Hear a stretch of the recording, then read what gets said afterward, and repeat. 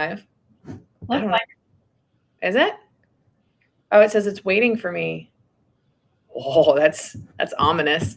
We should be live though. So we'll go with that. Good morning. How are you? Fantastic. You like how I waited for your answer? just carry on a conversation by yourself, Rachel. It's okay. I'm good. I Don't can do mind that. It sometimes happens. You guys should really just hang out in my living room. Look how comfy my couch is. You get to hear me yell at my screen all day long. It's lots of fun.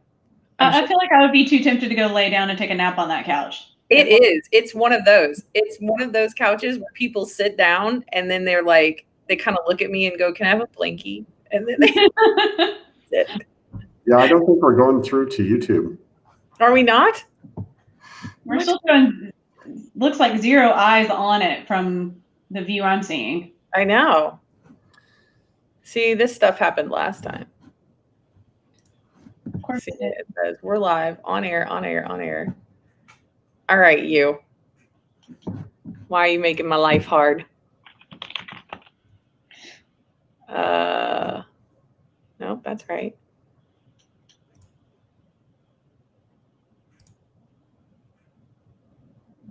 View on YouTube. No, we're here. It says view on YouTube. Yeah, I see us. Okay. It just says the coffee table talks though. Like it started somewhere else. What is up with that? Why does it do this to me? I'll figure it out.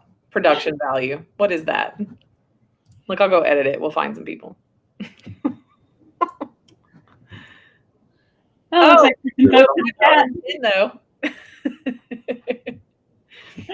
We're doing that. Oh, and there's people saying good morning. Look, Yeah. It finally hooked up. Bam. We are live. Awesome. flag. So for those who don't know, this is Will McCullen. Boom. Right there. Looking like a bandit in his mask. Way to mask up though. Awesome. With PIMA Community College Cyber Warfare Range IT Excellence Center.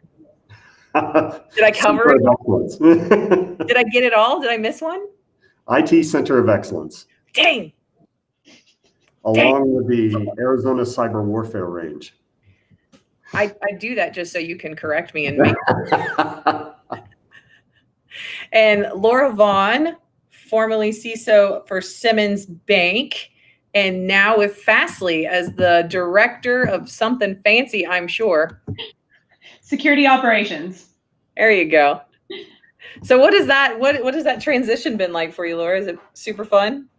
It's a huge cultural shift. Having spent most of the last 10 years or so in financial services, banking specifically, it's a whole lot different. You know, from heavily regulated to not so heavily regulated. It's a very different perspective. And a tech company, it's like all the folks have some level of technical understanding. They may not know your specific area of expertise, but you all kind of talk the same language, which is actually really cool. That's got to be nice, right? Yeah. I do that a lot. So whenever I'm talking with my regular everyday circle of friends who I love and adore, and they're like my second family, they have no idea. If I say API, CASB, WAF, right? Like they're like, what? What did you just say? And then I can even spell out, each acronym for what it means. And they're still like, nope, gone, lost. And I'm like, I love you guys. And they're like, we love you too, you nerd.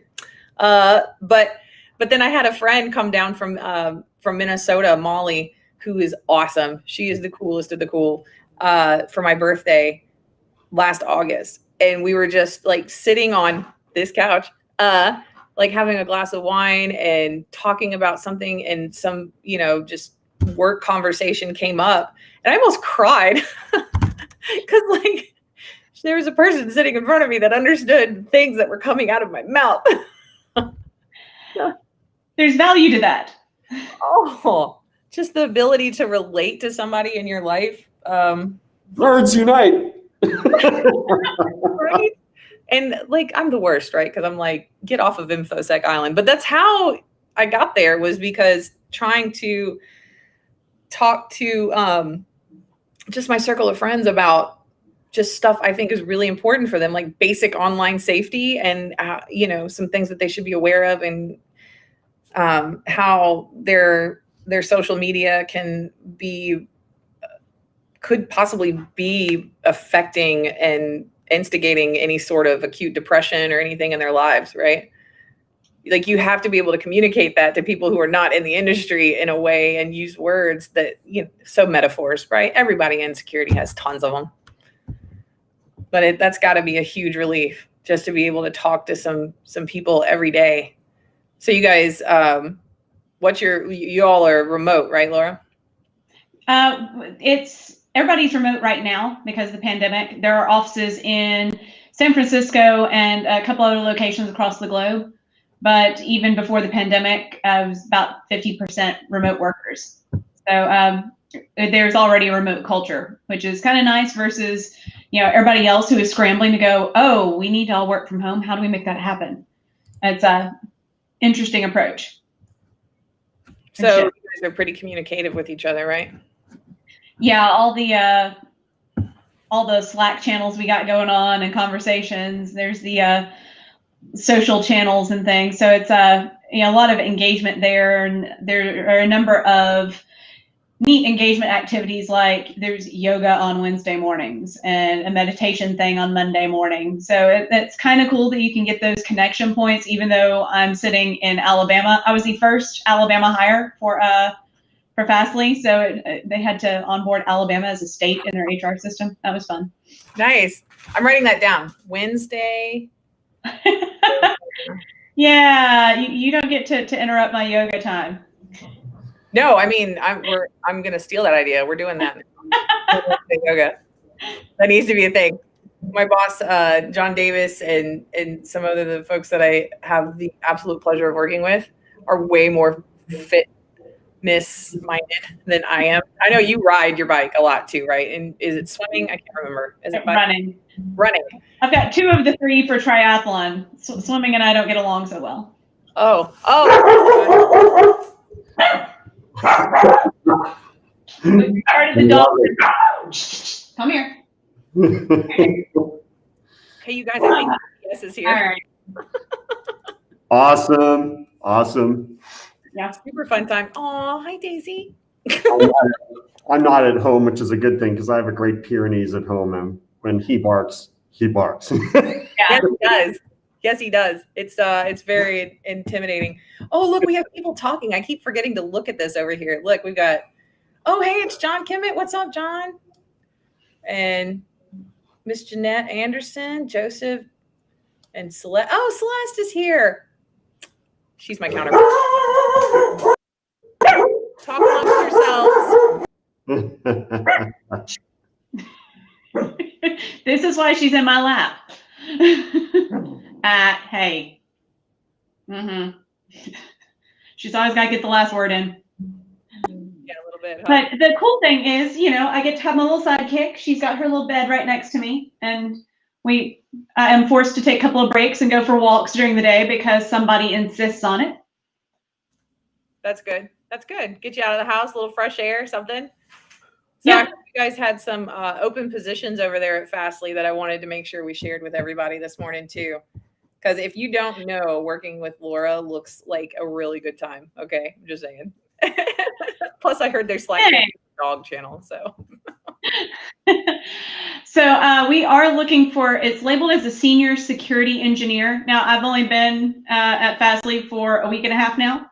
So I'm still learning what all we're looking for, but my hiring manager for this position says a really ideal candidate is going to have some strong development background, preferably something like Go, Ruby, or Rust, and building out pipeline solutions that are scalable to be able to get data where it needs to go, like Elk Stack, that sort of thing. Nice. Some host and network IDS experience, being able to work on those tools and get them to feed that data where it needs to go. And other areas of experience we're hoping to find are also around web application security and web-based attacks, as well as vulnerability management. So this is a really cool team. There's a lot of ridiculously smart people at Fastly. So if you think you're up for it, go ahead and submit your resume. Yeah, right. Throw your hat in the arena. And if there are some skills that you might be lacking, I think I know somebody that might be able to help you develop them.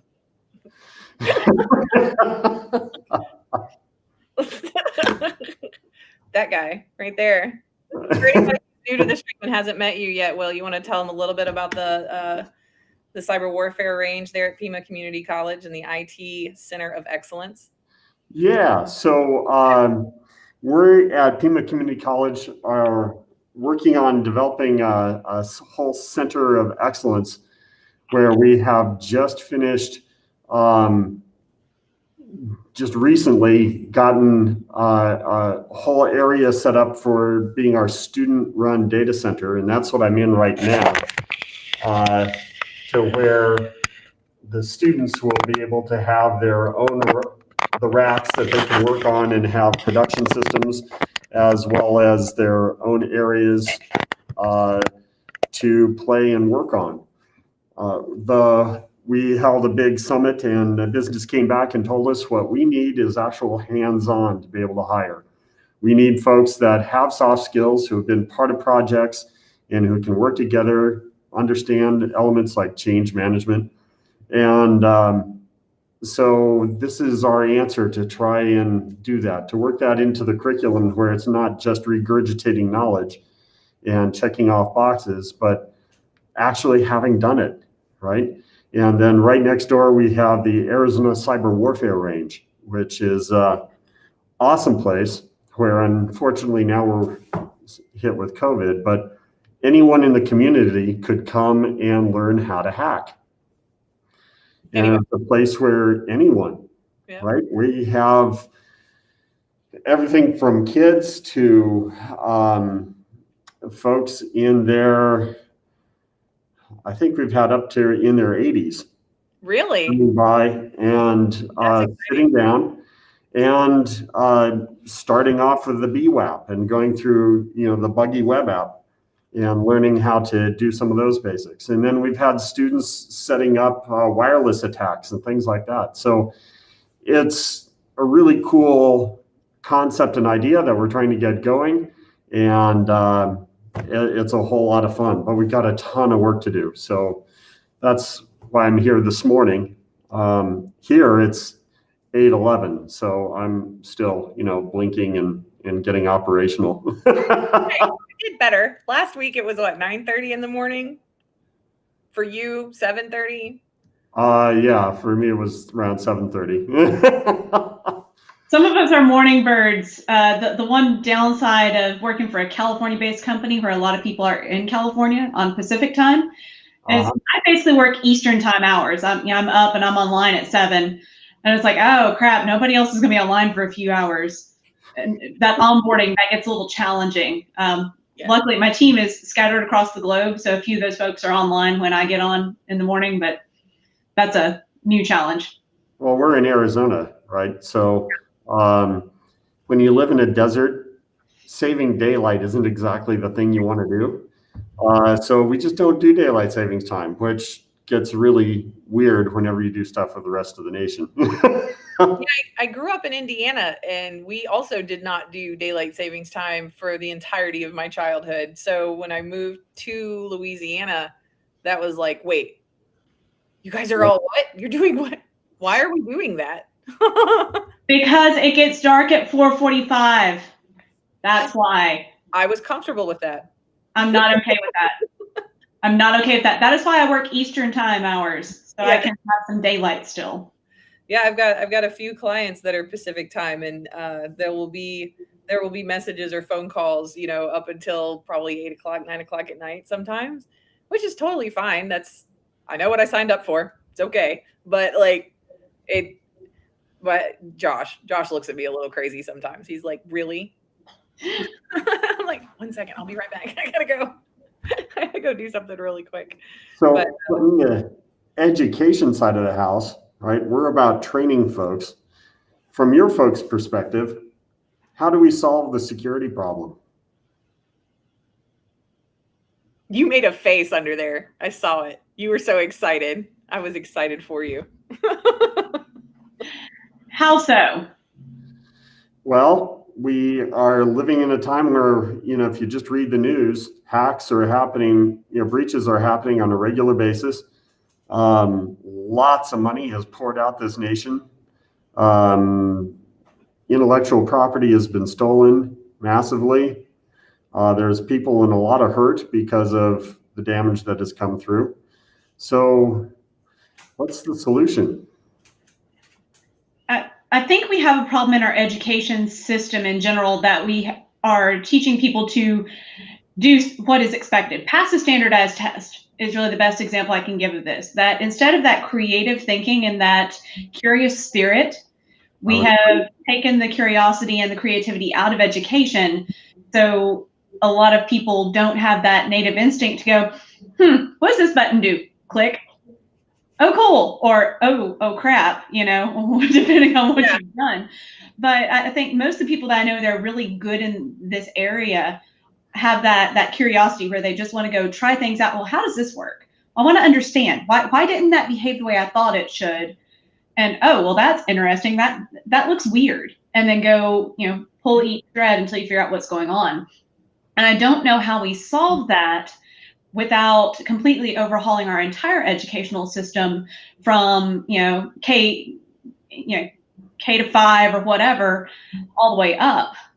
Because if you keep teaching to this, you must pass this standard test, we're going to inherently tamp down a lot of that creativity and curiosity, I think.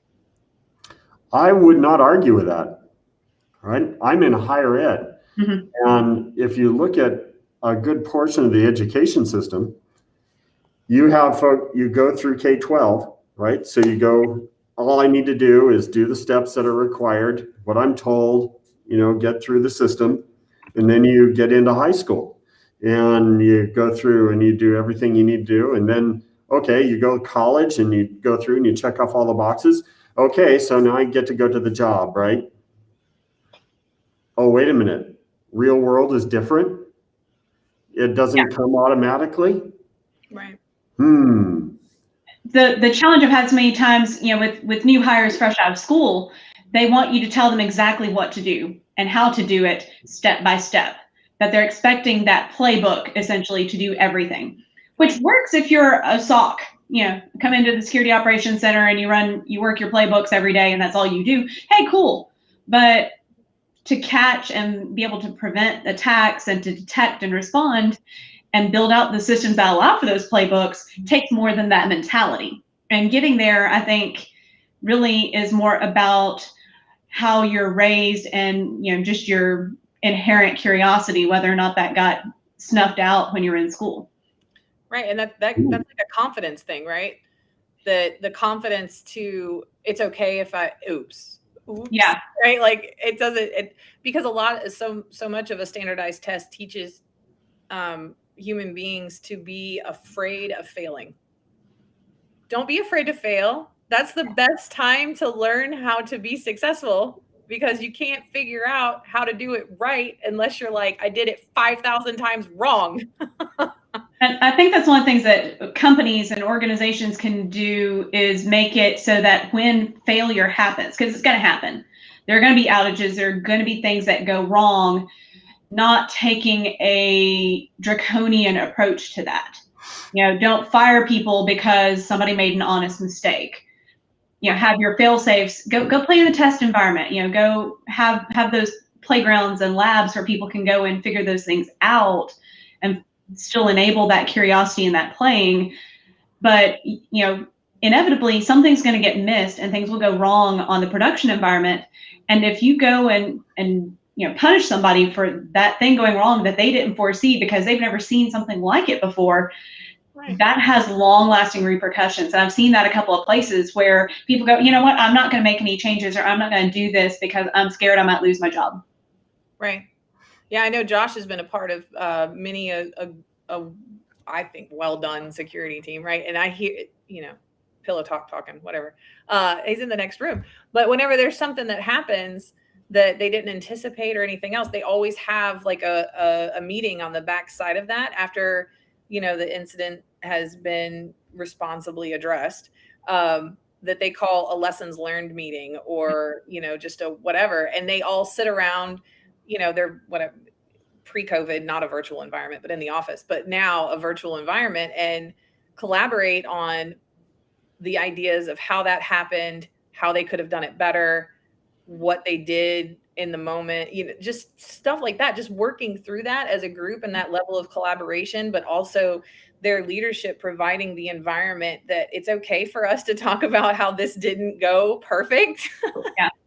Let's talk about how to make it a little bit better, which feeds back to what I don't know if I've mentioned this yet, but one of my mantras came from a very good friend of mine that hired me first on for Ecolab. And I was at wit's end learning how to work on commercial dishwashers. Not gonna lie, really bad at it. Okay. And I just had a mental breakdown one day. I was like, I'm so bad at this. And he was like, look, you don't have to be perfect today. Just suck a little less today than you did yesterday. That's all you gotta do, is just that little bit more. And it's the same with giving that room to oops. One of the more important companies that I worked for in the past, the head guy would come out in the training, and it was all about folks pulling together and working together. And he would say, when somebody does something major, like they blew the customer's database, there's two ways I can respond to that. I can either, and then he would light into this person, just a completely imaginary situation. He would just light into the poor guy and he'd be like, oh.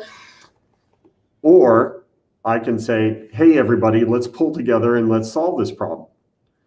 And the way he would phrase it is that you can make lots of mistakes. If this same person goes and makes another mistake, we respond the same way. Now, if you make the same mistake over and over again, well, now we've got a learning disability, and that's a whole different issue. Right? And by the way, it's like just repeating. Yeah, that's what we got to create. And I agree with you, Laura, in the education arena. That's what we're trying to do with the cyber range, is because you can go through your classes in the center of excellence area, and then you can go over to the cyber range and break it. Mm-hmm. And the cyber range isn't just a virtual construction. It's like, here's a server, put your hands on, and let's take some stuff off the internet and put it into action and see what we can do, right?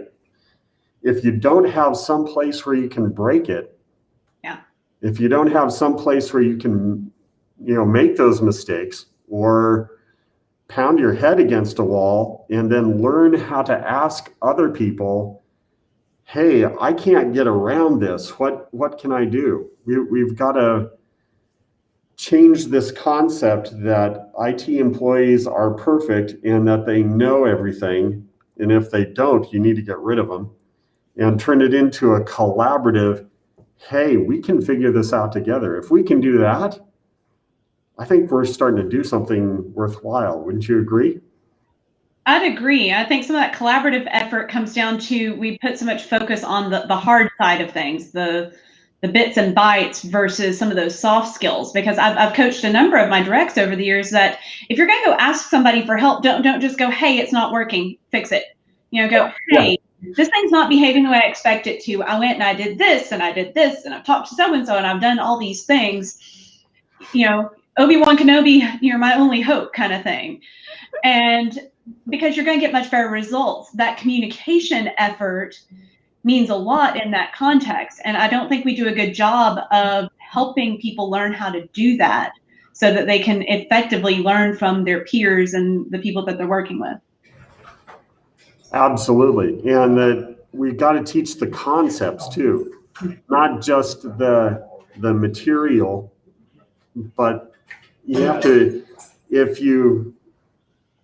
my father, awesome, he was a professor, and he used to always tell me that students will rebel at knowledge out of context. And so you have to provide those concepts. One of the things that scared the bejeebers out of me was we had somebody who would work with the range. He worked for a major firewall company, and I'm not going to say who, but he was on the tech support area. And he's saying that he sees a whole lot more of folks calling up saying, I got my firewall out of the box. Now what do I do? right? They order a firewall and then they want tech support to walk them through step by step. And you have an IT professional job? Yeah. Really? Yeah. We've got to change that. Yeah, I agree. Well, we've got about 6 minutes left, and I know Laura's got a hard stop at 10:30. You got to go meet up with some new team, huh? Yeah. Not good to be late or miss a new meeting and a new job. No, and we don't want to risk that happening to you. So yeah. I'm gonna give you a few minutes to refill your coffee at least, or water. And thank you so much for coming and hanging out. We look forward to seeing all the awesome things that you and the team at Fastly are going to be up to in the upcoming months. And be sure to share that with us so we can share it with everyone else. Thank you. I appreciate the invite. Interesting conversation on education. I think that's a really an area that we've got to figure out how to solve, because what we're doing isn't working. I agree. I'd agree. Thank you, Laura. And a pleasure meeting you. Very nice to meet you. Y'all have a great one. Thanks. Thanks. Bye, Laura. Bye. We might have to kill the power for a while. Well, yeah, that's good to know. Thank you so much for coming and hanging out. And I like the tie-in, right? It was great that Laura was able to. She had an open position. Oh right yeah, there, right? That was sweet. I bring you the best friends ever. I just love Laura. How can you not love Laura? Awesome. She's just the best, and I always learn something new hanging out with her, and you, of course, and everyone that is joined us on the chat. We've got a couple of different places that chat is coming from. It looks like LinkedIn Live is finally working, you guys. Poof, right? Look, and doesn't that stem back to us talking about, go break it a little bit to learn how to fix it, to learn how to fix it. Absolutely. Worked out really well. Well, I think I'm going to keep you as long as you'll have me. Well, as long as you can put up with me. It's working out pretty good. That's good. I like it. Yeah, it's fun. Everyone, next week, I think, probably same bat time, same bat channel. If anyone's at all curious, I don't know if anyone's ever noticed, but I have an ILF pin. If you're not sure what the ILF does, it is Innocent Lives Foundation. They help unmask, no pun intended about Will's mask. They help unmask child predators online and do it in such a way that is amazingly awesome. And you should definitely go find out more at innocentlivesfoundation.org. Yeah, if you've got a contact there, that would be a great person to have to talk on how they actually accomplish that, because definitely needed. I might. But look, so we do these weekly team meetings for ILF, and the last I heard, Chris Hadnaghy probably had, I don't know, a bajillion speaking engagements this month, as I'm sure a lot of people do. But I may be snagging him for next month, either him or Shane McCullen, who is also just wonderful and awesome over there. So we might have to do that soon. I know I think I've duped Chris Roberts into coming to hang out at some point too. Awesome. And I'll see who we can get too. And if anyone has any ideas or things that they really want to hear about or see, maybe put it in the chat. Yeah, and, definitely. You can direct message me. Look, I'm everywhere, guys. LinkedIn, YouTube, Facebook. I'm all over the place. Just come find me. It's easy to do. Or Will, you can send it to him too. I'll be happy to have you on. Whatever. Bring a friend, right? You're welcome.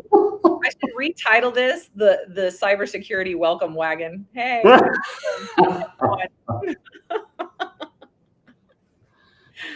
Anyway, thanks guys so much for circling up this morning and for participating in the chat as well. We'll see y'all next week. Cheerio. Bye.